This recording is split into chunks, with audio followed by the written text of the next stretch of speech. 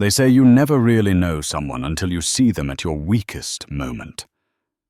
Rebecca Thompson thought she had the perfect life, married to self-made millionaire Marcus Thompson, newly pregnant with their first child, and living in a world of luxury that most people only dream of.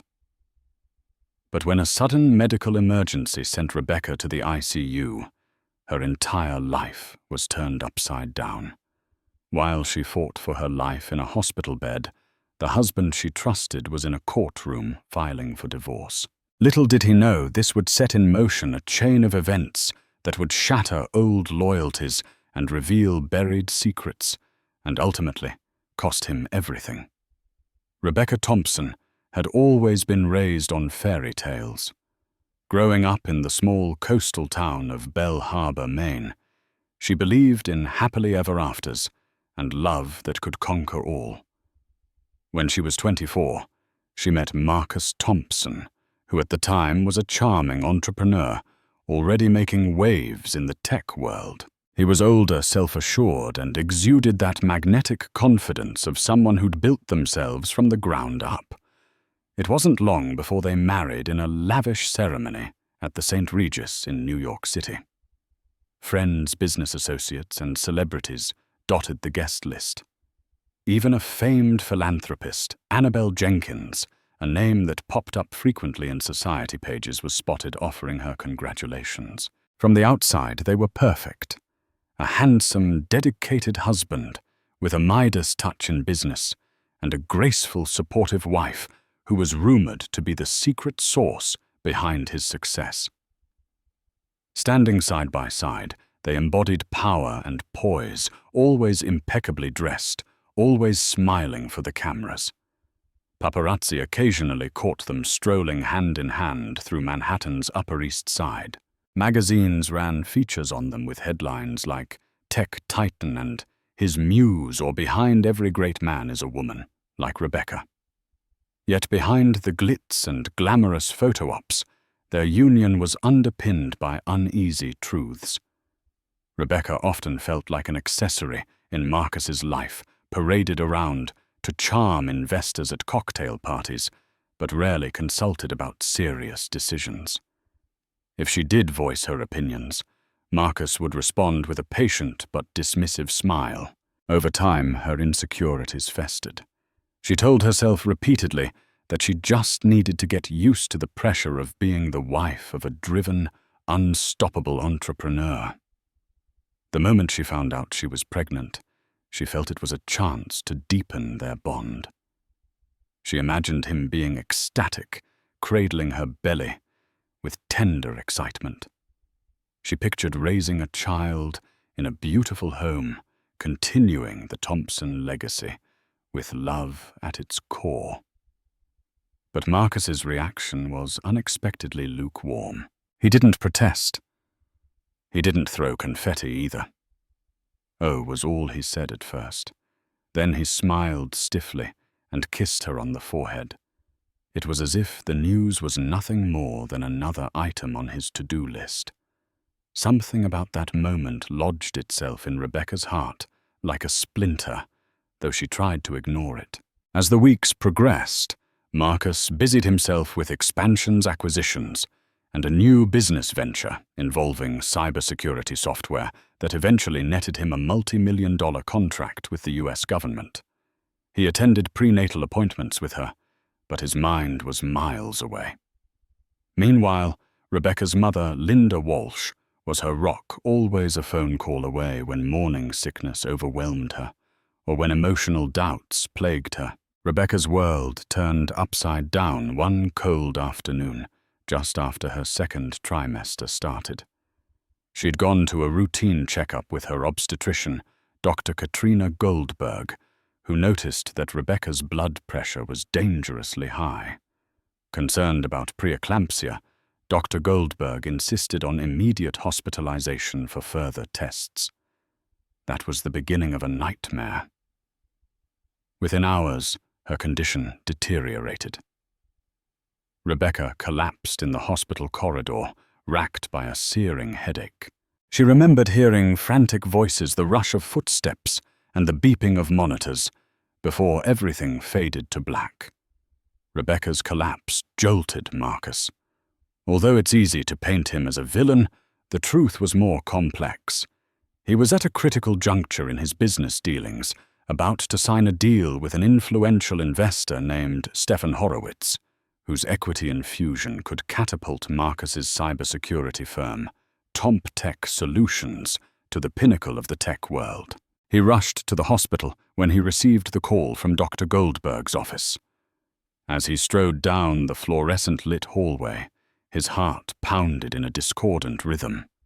On one hand, there was love he cared for the woman who had nurtured him through his darkest times, who stood by him through the humiliating bankruptcy of his early startup.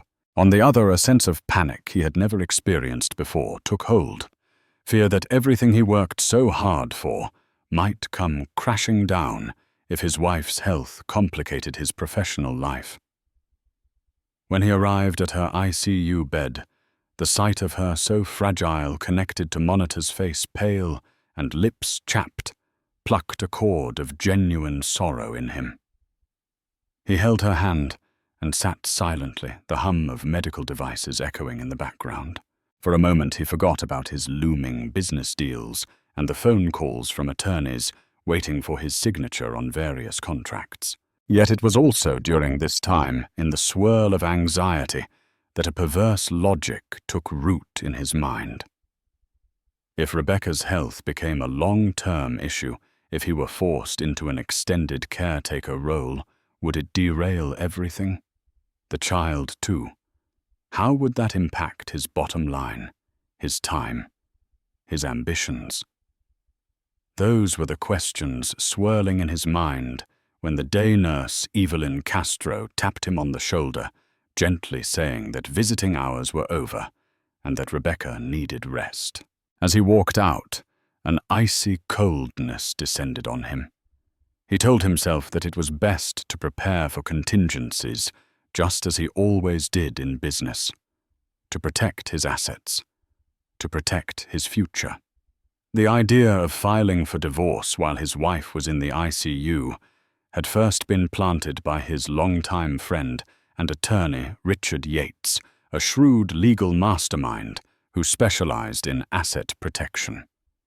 Over dinner in a posh restaurant, Richard slid a manila folder across the table toward Marcus. "I hate to be the devil's advocate," Richard began, "but life happens.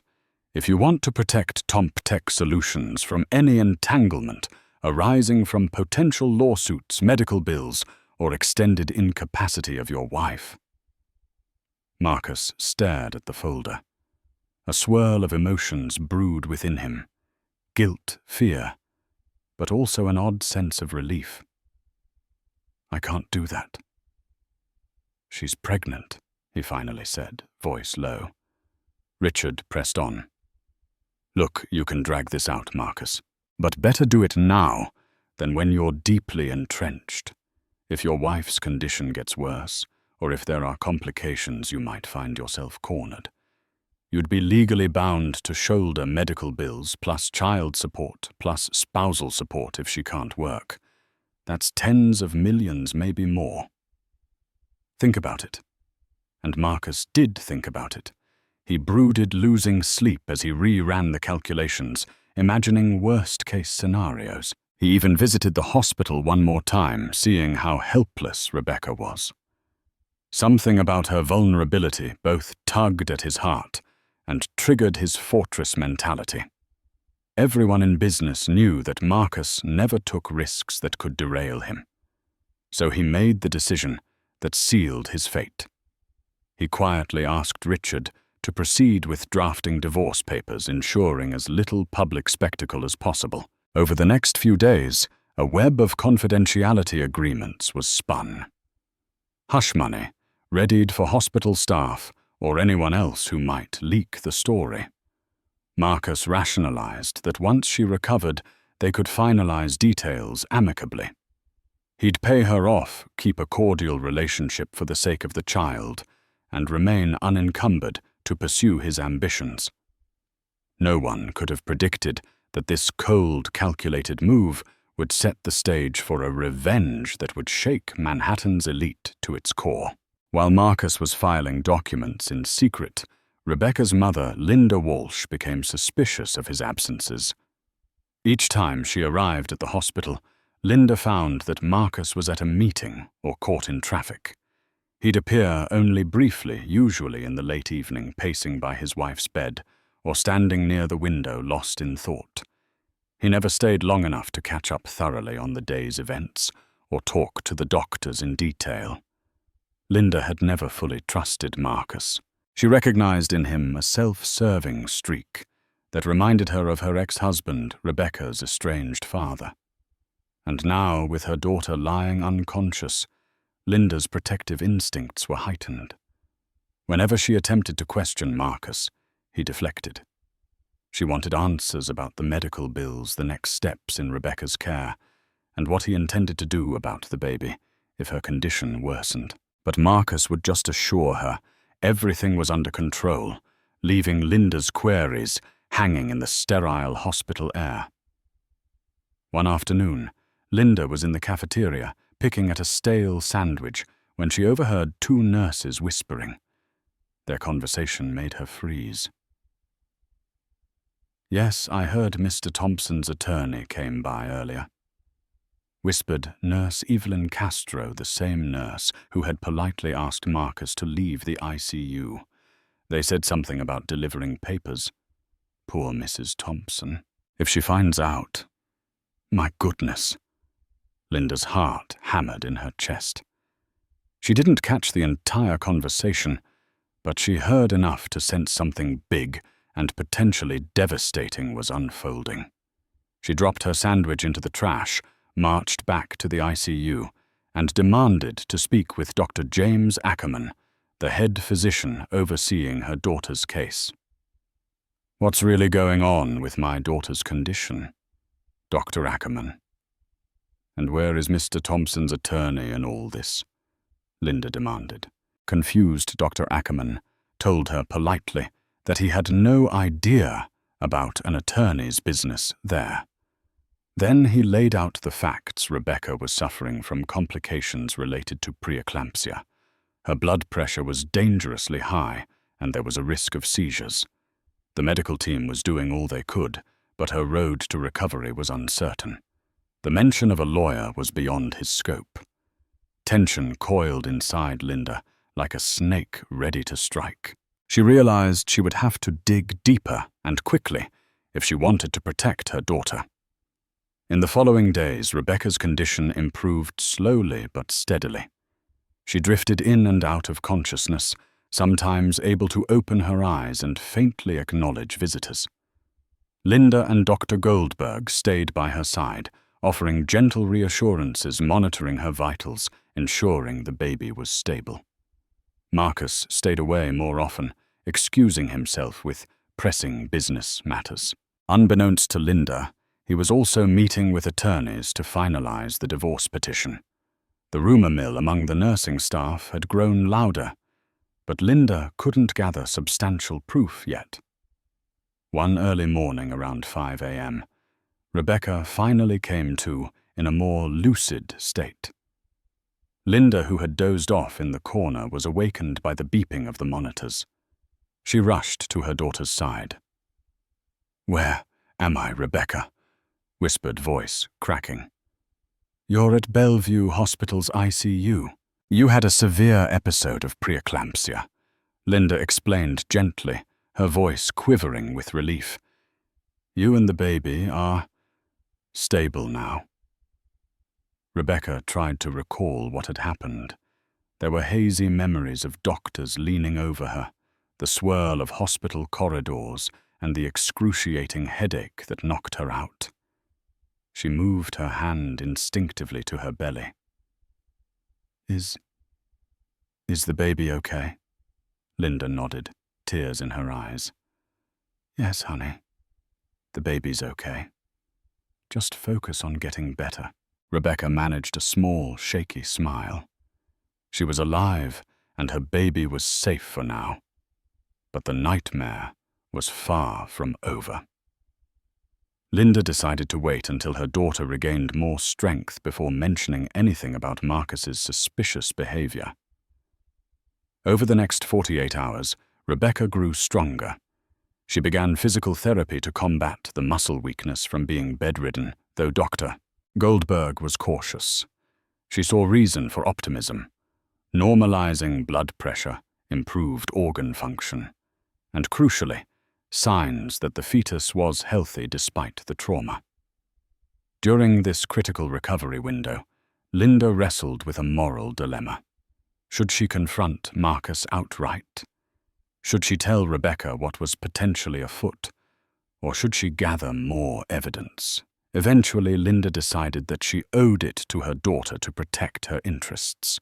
She scheduled a secret meeting with an old acquaintance, Patricia Ortiz, a family law attorney who had once helped Linda negotiate a property settlement after her own tumultuous divorce. If the rumors about Marcus's intentions were true, Linda wanted to be ready to strike first. It didn't take long for Linda's hunch to be confirmed. Patricia Ortiz did some digging and confirmed that Marcus had indeed filed preliminary divorce papers citing irreconcilable differences. Because of the hush money and confidentiality agreements, it hadn't become public knowledge, but legally, the filing was in motion. Armed with this information, Linda was livid. She marched into the hospital that evening, her eyes burning with determination. She found Marcus standing in the hallway, talking quietly on his phone. He looked momentarily startled to see her. "How dare you, Linda," said her voice, trembling with fury. "How could you do this to her and to your own unborn child?" Marcus stiffened. He ended his phone call and stuffed his phone into his pocket. "You have no idea what you're talking about, Linda," he snapped, but his twitching jaw gave him away. Guilt was etched across his face. "I know everything," Linda spat, "about the divorce you filed while she was on a ventilator. She just woke up Marcus and she's asking for you. And here you are, trying to sever your ties without even telling her Marcus couldn't meet her eyes." He began to protest, but Linda cut him off. "What's next? You gonna leave her and the baby high and dry? Or do you plan to pay us off with some hush money while you run off to save your precious company?" Marcus drew a ragged breath. "I have to think about my future, Linda.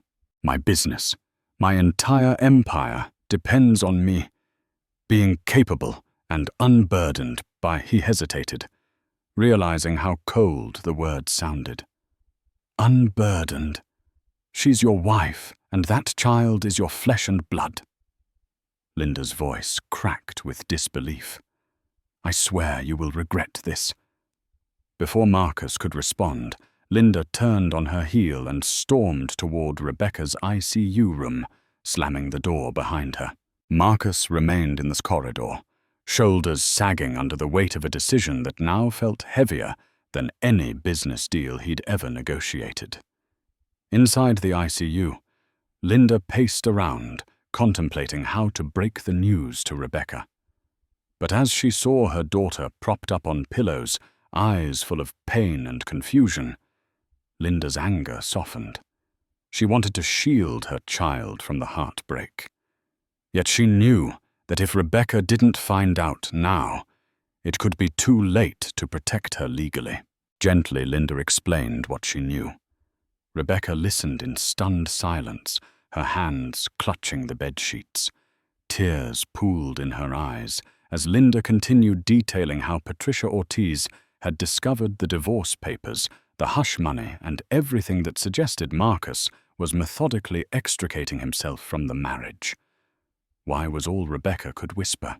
She felt a surge of emotional whiplash one moment, fighting for her life and the life of her baby the next. Learning that her husband, her supposed rock, was trying to cut her out. Linda took her daughter's hand, tears brimming in her own eyes. "I'm so sorry, honey. I never liked him, but I never thought he'd do something so cruel." Rebecca's mind spun. Memories flooded her consciousness. The distant look in Marcus's eyes when she first told him she was pregnant, the way he insisted she sign prenuptial documents right before their wedding, just in case, the intangible sense that he had only tolerated her presence as a part of his public image. Hurt morphed into resolve as a seed of anger took root in her chest. She might have been physically weak, but her spirit rallied. If Marcus wanted a fight, if he wanted to dispose of her like a used piece of furniture, she would not go down quietly. With Linda's help, she contacted Patricia Ortiz.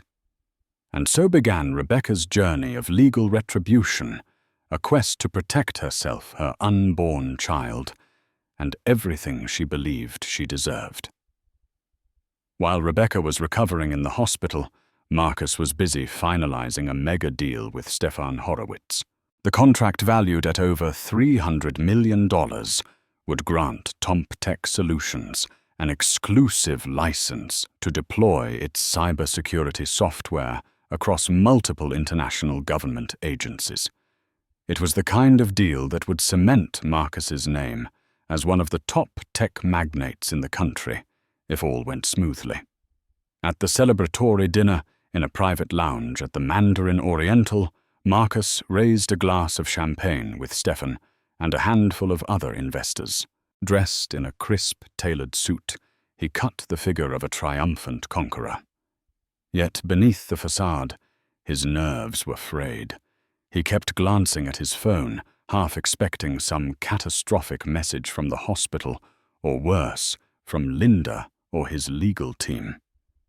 The weight of his decision to file for divorce gnawed at his conscience, but he drowned those doubts in the effervescent champagne and the echo of congratulatory toasts. Midway through the dinner, Marcus received a text from Richard Yates. "We need to talk urgent." A flicker of panic raced through him. He excused himself from the table and stepped away to call his attorney. The phone rang twice before Richard picked up. "Marcus." "We have a serious problem," Richard began. "Patricia Ortiz has filed a counter-motion on your wife's behalf, claiming your filing was done under duress and that you intentionally waited until she was incapacitated. They're also requesting a forensic accounting of all of your assets." Marcus's throat went dry. "A forensic accounting? Under what grounds?" "They're claiming you acted in bad faith and tried to hide marital assets," Richard replied. "Look, we can fight it, but you need to brace yourself. This could get very ugly, and if it does, it might jeopardize your entire deal with Horowitz." Marcus felt the walls closing in. The timing couldn't be worse. As he returned to the dinner, his head swam with the ramifications. If he lost control of the narrative now, not only would his wealth be at stake, but so would his prized reputation.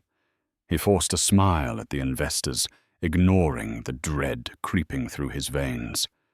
Tomorrow, he would meet with Richard to strategize. This was just another obstacle in business, he told himself. He had faced adversity before. He always came out on top. Why would this be any different? Rebecca left the ICU after a week, discharged into a private recovery suite in the hospital. Though still weak, she had regained much of her mental clarity. Her pregnancy was stable, though Dr. Goldberg warned that stress could trigger another episode. Rebecca vowed she would not let Marcus's betrayal break her or harm her child. With Patricia Ortiz's guidance, Rebecca set in motion a plan to freeze all major marital assets until the divorce case could be fully addressed. She also demanded that Marcus be temporarily barred from disposing of or transferring any assets outside the United States, claiming that he posed a flight risk, an extreme measure in divorce cases, but not unheard of for high-net-worth individuals. Simultaneously, she authorized Patricia to hire Mia Rasmussen, a top forensic accountant with a reputation for uncovering hidden funds and shell companies. If Marcus was trying to siphon money out of their shared accounts or cloak his assets through labyrinthine corporate structures, Rasmussen would find it. Legally, the tide began to turn. Since Marcus had initiated the divorce while Rebecca was incapacitated, the courts tended to look more sympathetically on her position. The story, carefully fed to the press by discreet unnamed sources, began to paint Marcus as the cold-hearted millionaire who abandoned his pregnant wife. The tabloids had a field day once the whispers turned into a full-blown rumor. Online gossip forums lit up with speculations. Is Marcus Thompson a sociopath? Pregnant wife left for dead, while CEO chases billion-dollar deal. The negative publicity wasn't massive yet, but it was enough to worry Marcus and his PR team. They tried to put a lid on it.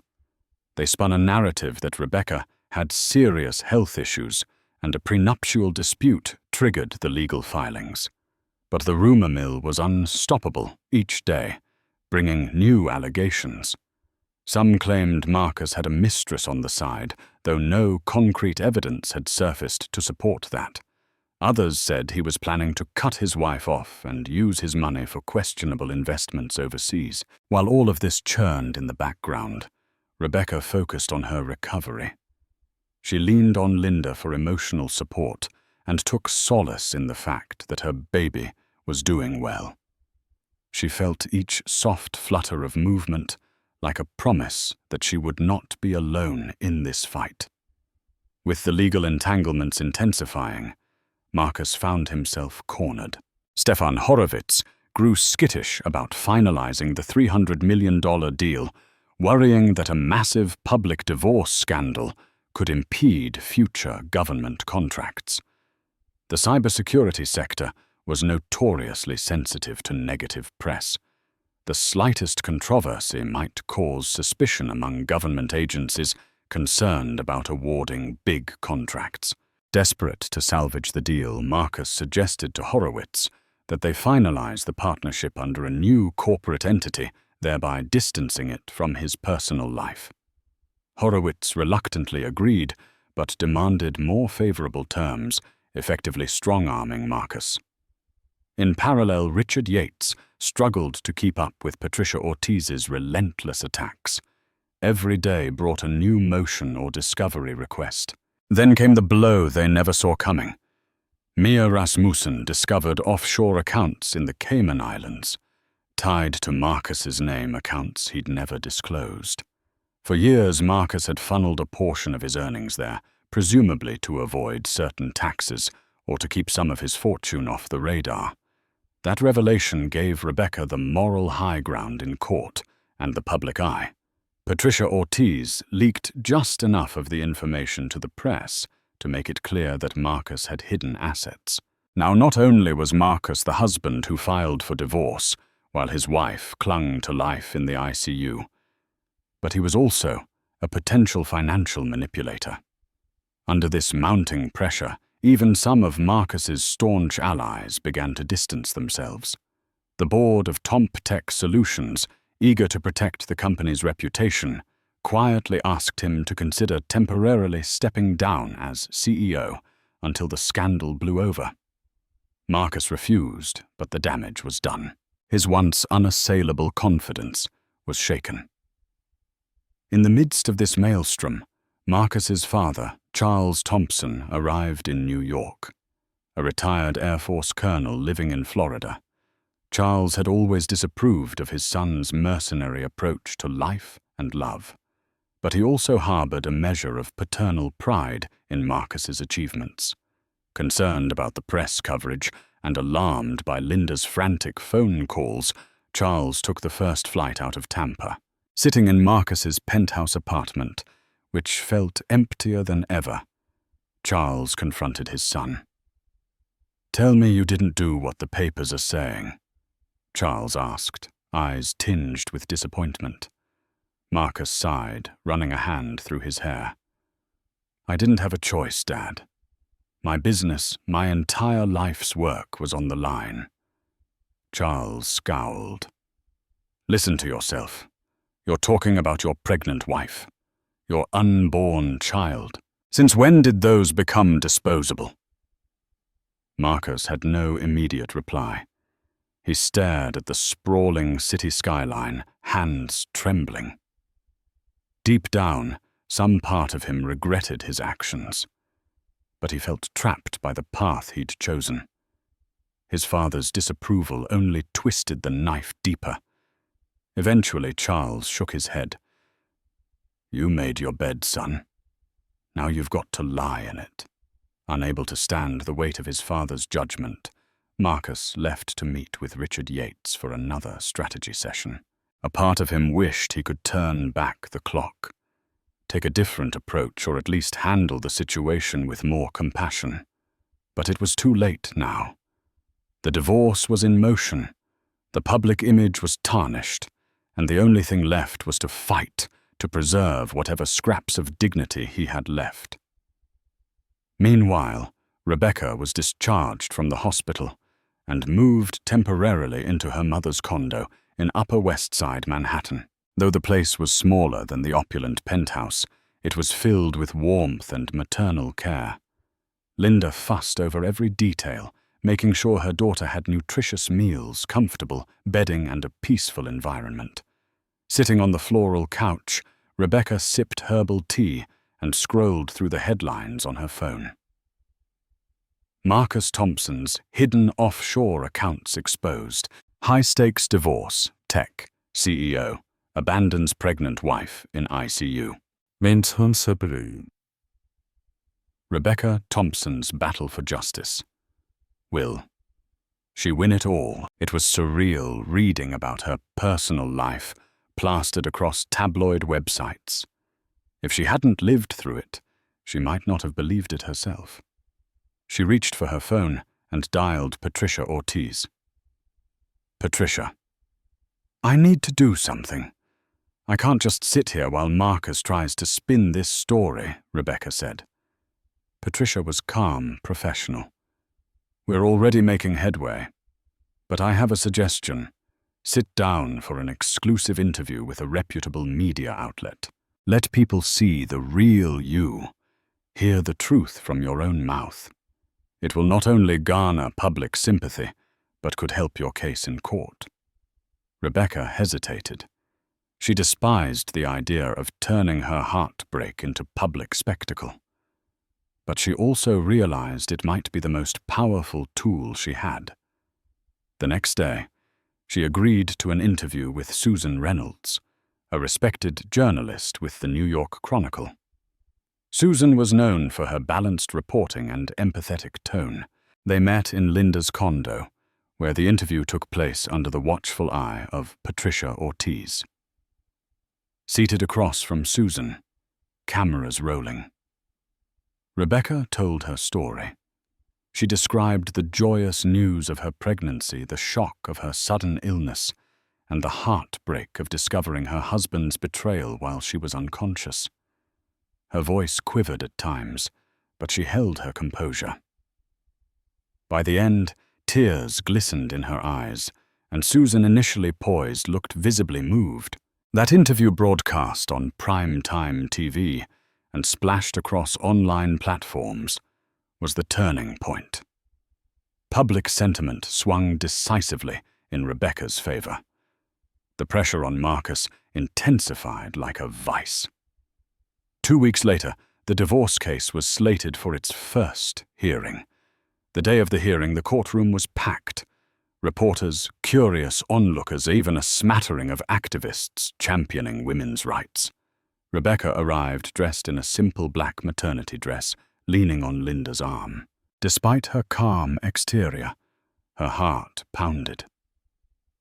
This was the moment she would stare down the man she had once loved, the father of her child, and face the cold truth of his actions. Marcus was already there, flanked by Richard Yates and a small army of high-powered attorneys. He looked polished, but the dark circles under his eyes betrayed his lack of sleep. He barely met Rebecca's gaze as she walked in. For a moment, The entire room seemed to hold its breath. The judge, Honorable Marilyn Cervantes, entered the courtroom and took her seat. She wasted no time diving into the specifics Marcus's initial filing. Rebecca's countermotion, the newly discovered offshore accounts, and the pending forensic audit results. Patricia Ortiz presented a compelling narrative painting Marcus as a callous husband who strategically filed for divorce during his wife's dire medical crisis. Richard Yates tried to argue that Marcus's actions were misunderstood, that the timing was merely coincidental, and that he never intended to harm his wife or unborn child. Yet the hush that fell over the courtroom told a different story. No one seemed to buy Richard's spin. The judge appeared unconvinced, her brows furrowing deeper as she flipped through documents. Then came the moment everyone was waiting for. Mr. Thompson, Judge Cervantes began. I have reason to believe, based on the evidence presented, that you attempted to deprive your wife of her rightful share of marital assets. Additionally, there seems to be an effort on your part to conceal funds offshore. Given that Mrs. Thompson's medical condition was severe, I'm especially troubled by the ethical implications of your filing. She turned to Patricia Ortiz. Ms. Ortiz, your client has requested a freeze on Mr. Mahou, Thompson's assets, and a thorough forensic examination of his holdings. I am inclined to grant these requests. A murmur rippled through the courtroom. Marcus's attorneys stiffened, and Marcus himself visibly tensed. Patricia continued stating Rebecca's demands, a sizable interim spousal support coverage of her medical expenses, a trust fund for the unborn child, and additional damages for emotional distress. The numbers were astronomical, potentially more than half of Marcus's net worth if everything came through. The judge concluded by setting a date for a final hearing and imploring both sides to consider mediation. But as far as the public was concerned, the big headline was Judge grants asset freeze for Marcus Thompson. Furious and panicked, Marcus retreated to his penthouse, where he convened an emergency meeting with Richard Yates and a handful of crisis management consultants. The once luxurious suite felt more like a war room under siege. Legal papers were strewn across the coffee table. Whiteboards displayed possible strategies, from smear campaigns against Rebecca to forced settlements. Richard Yates rubbed his temples. She has you on the ropes, Marcus. At this point, even if we try to settle, she can hold out for more. Marcus wanted to punch something. He paced back and forth, cursing under his breath. What if I talk to her directly? Maybe we can come to an understanding. Richard narrowed his eyes. Do you think she'll listen to anything you say at this point? After what happened, Marcus shook his head, sinking into the couch. I don't know, but I have to try. It was a desperate gamble. Marcus still had an ego, but that pride was crumbling under the prospect of losing everything. The next day, he sent a message to Rebecca through Linda, asking for a private meeting. At first, Rebecca refused, but Patricia Ortiz suggested hearing him out. A private discussion might reveal more about his hidden plans, or even lead to a beneficial settlement. They agreed to meet at a neutral location, a conference room in Patricia Ortiz's law firm, after hours, with only Rebecca Marcus and 2 attorneys present. When the day arrived, Rebecca felt a mixture of dread and curiosity. She wondered what final card Marcus intended to play. Patricia was there for support, but she remained in an adjacent room to give them a semblance of privacy.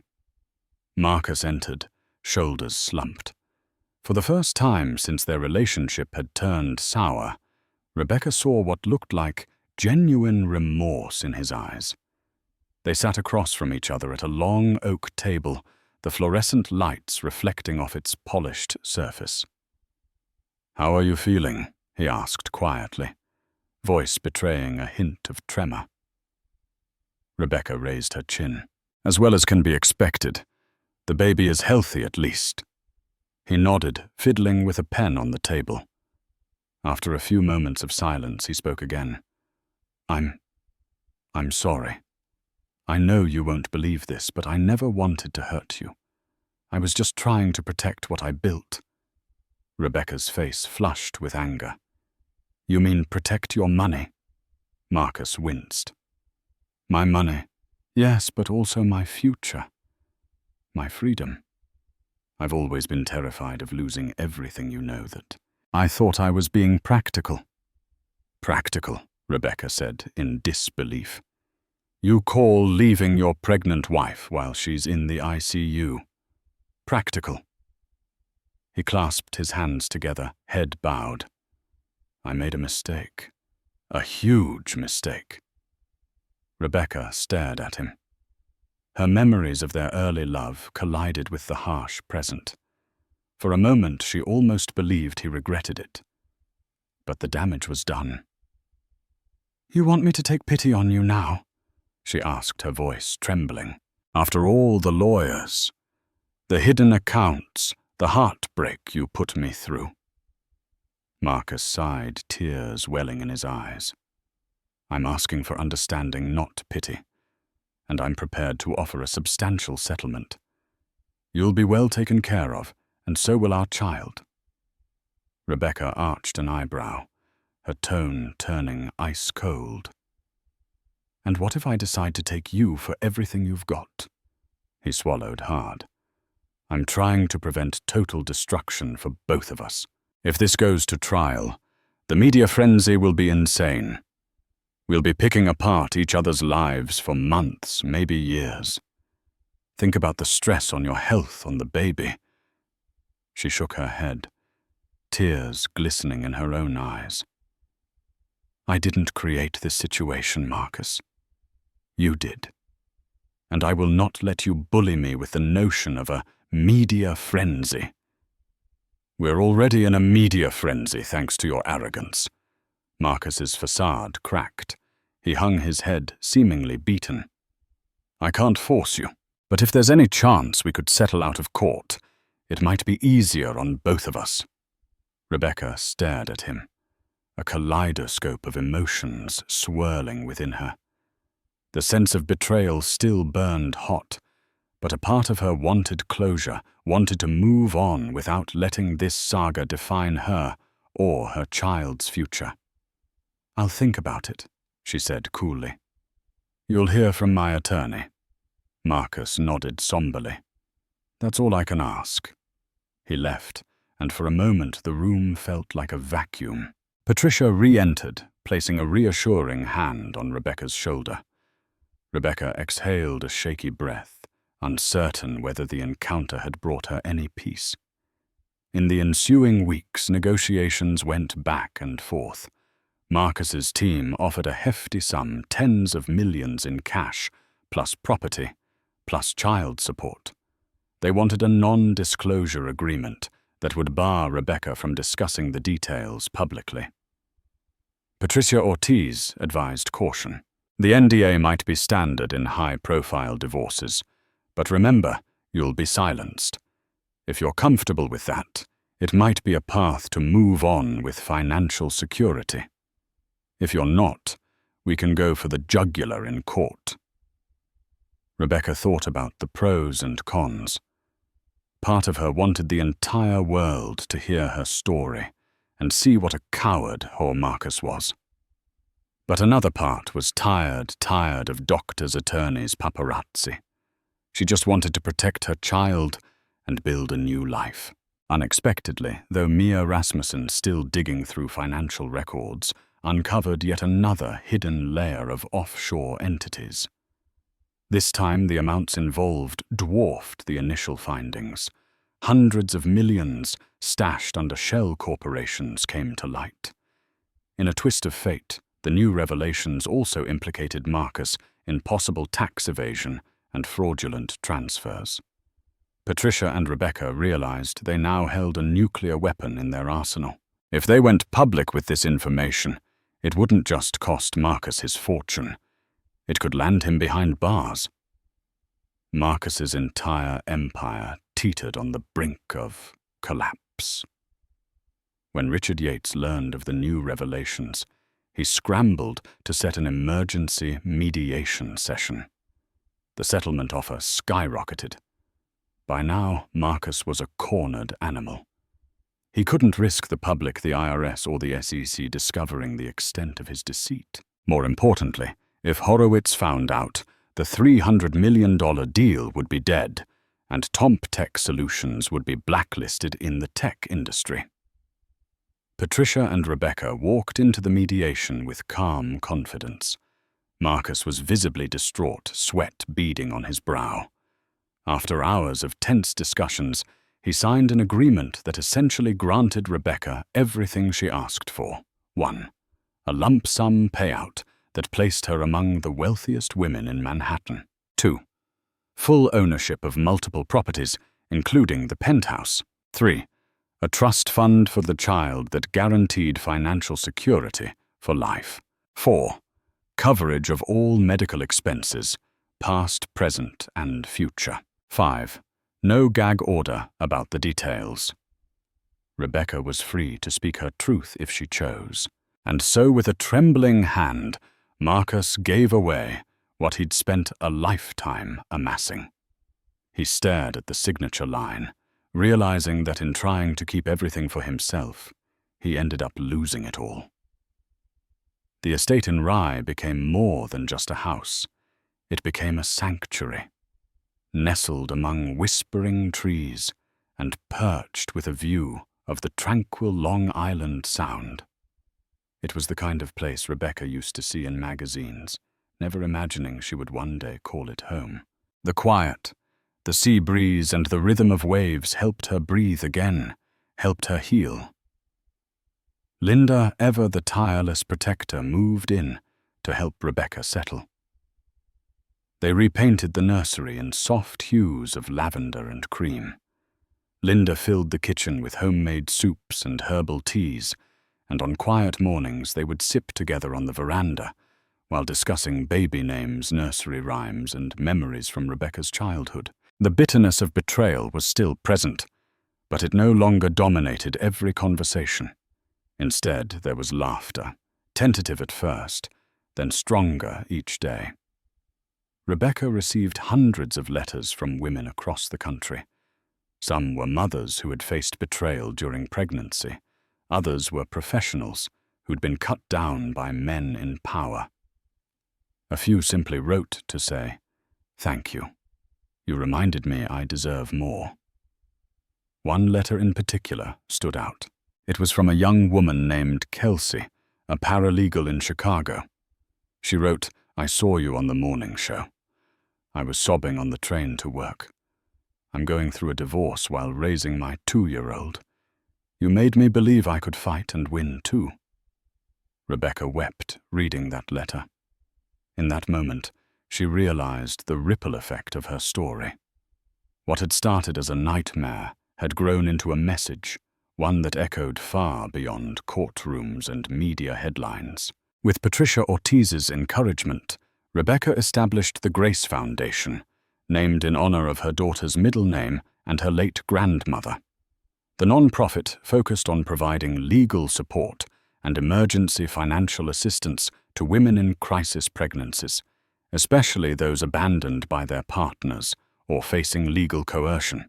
Within weeks, the foundation raised over $3 million in pledges, including donations from celebrities, activists, and even anonymous tech investors who quietly admired Rebecca's resilience. Meanwhile, Marcus's empire continued to crumble. The fallout from the offshore account revelations triggered investigations by both the IRS and the Securities and Exchange Commission. Tech Solutions board members resigned in waves. The company's value plummeted, and by the end of the fiscal quarter, Marcus was removed from all executive positions. Media outlets that once celebrated him now ran exposes with titles like "The Fall of a Tech Titan" and "When Greed Goes Too Far." Ironically, the only mention of Rebecca in those articles was as the woman who walked away stronger. Her silence now spoke volumes. While Marcus gave frantic statements through PR firms, she stayed composed, graceful in absence. One day, Linda entered the living room, holding a manila envelope. "From your attorney," she said, handing it to Rebecca. Inside was the final statement of the settlement, full confirmation of asset transfers, title deeds, investment portfolios, and legal custody declarations. It was done. The ink was dry. Rebecca was now one of the wealthiest women in the region and the sole guardian of her child's future. She stared at the documents for a long time, then folded them back into the envelope. "It's not the money that makes me feel powerful," she said aloud, mostly to herself. "It's that I fought. And I didn't break." Linda placed a hand on her shoulder. "You didn't just fight, honey. You won." Later that evening, Rebecca stood barefoot in the nursery, brushing her fingers across the edge of a tiny crib. She looked at the ultrasound photo pinned to the wall, the one she had clung to during her darkest days in the ICU. "I don't know who you'll become," she whispered, "but I promise you this. You'll never question your worth. Not for a second." And with that, she turned off the lights, the silhouette of a mother, stepping forward into the future. 8 months after the whirlwind of betrayal, legal battles and emotional upheaval, Rebecca stood in the softly lit delivery room, cradling the single greatest gift of her life, a healthy baby girl named Alexandra Grace Thompson. Tears streamed down Rebecca's cheeks as the nurse gently laid the newborn onto her chest. The baby's skin was warm. Her tiny fingers curled instinctively around Rebecca's thumb, as if anchoring both of them to the present moment. A chorus of joyful sobs filled the room. Linda, standing nearby, was speechless with awe, hands clasped tightly over her heart. She had been Rebecca's rock, her unshakable source of support through every twist and turn. And now she witnessed the birth not only of her granddaughter, but of a new chapter in her daughter's life. The moment was peaceful, sacred, entirely theirs. The delivery had gone smoothly, thanks to the exceptional medical team Rebecca had assembled. No expense had been spared, not after everything she'd endured. This time she had control. The hospital wing was private, the staff hand-picked, and everything had been arranged to ensure her comfort and dignity. In a quiet corner of the room, a soft mobile spun above a bassinet, its gentle melody marking the beginning of a new life. Marcus was nowhere to be found. He had attempted contact a handful of times in the final weeks leading up to the birth. Short, awkward emails, voicemails laced with guilt, asking how she was, if the baby was okay, if he could be there. Rebecca didn't respond at first. She let the silence speak for her. When she finally did reply, it was through Patricia Ortiz, her attorney. Her message was short, precise, and unflinching. "The baby is healthy. You will be notified if visitation rights are to be considered per the terms of the custody agreement. Until then, please do not reach out directly." She owed him nothing more.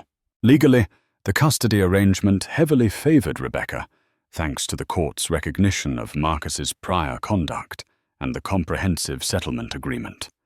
He retained some visitation rights on paper, but access was strictly conditional, based on Rebecca's consent, supervised visits, and the child's well-being. Now, with Alexandra safe in her arms, Rebecca felt an overwhelming mix of love and resolve. She had survived what many wouldn't: a life-threatening medical crisis, a husband's calculated betrayal, a public courtroom saga that exposed every inch of her private life. But she came through stronger, wiser, and more sure of who she was than ever before. In the soft light of that hospital room, she whispered to her daughter, "We're going to be just fine, you and me." Alexandra stirred in her arms, a tiny yawn escaping her lips. It was a moment of pure grace, no cameras, no headlines, no legal documents. Just a mother and her child bound by love and a promise of protection. Over the following days, Rebecca's room became a sanctuary. Friends sent flowers. Former colleagues and even strangers reached out with words of encouragement. Offers continued to roll in from publishers, media outlets, women's empowerment organizations. But Rebecca remained selective. Her story was hers to tell, and she intended to share it only when and how she saw fit. She had no interest in becoming a celebrity. She only wanted to be a mother who had fought for her child's future and won. At night, while Alexandra slept beside her, Rebecca would sit by the window of her private suite, watching the moon rise over the Manhattan skyline. The city that had once threatened to swallow her now seemed smaller, almost manageable. She had faced its harshest trials and come out the other side not just intact, but victorious. She no longer believed in fairy tales, but she did believe in new beginnings, and in the quiet rhythm of her newborn daughter's breath, she found the future she had dreamed of. Not the one built by a man's fortune, but the one forged by a woman's will. Life can twist in ways we never see coming, turning fairy tale romances into epic showdowns and transforming heartbreak into a catalyst for resilience. Rebecca's journey reminds us that even when betrayal strikes at our most vulnerable moment, we can rise from the ashes, stronger, bolder, and wiser. In the end, she defended her dignity, protected her child, and found the courage to forge a new path, proving that no amount of wealth or power can silence a person's truth. If this story moved you, stirred your emotions, or made you reflect on the power of standing up for yourself, don't forget to like, share, and subscribe to our channel. Your support helps us continue to bring you more stories of survival triumph and the relentless human spirit. Join us on this journey as we explore the hidden corners of life where heartbreak can spark hope and where hope can lead to a brand new future.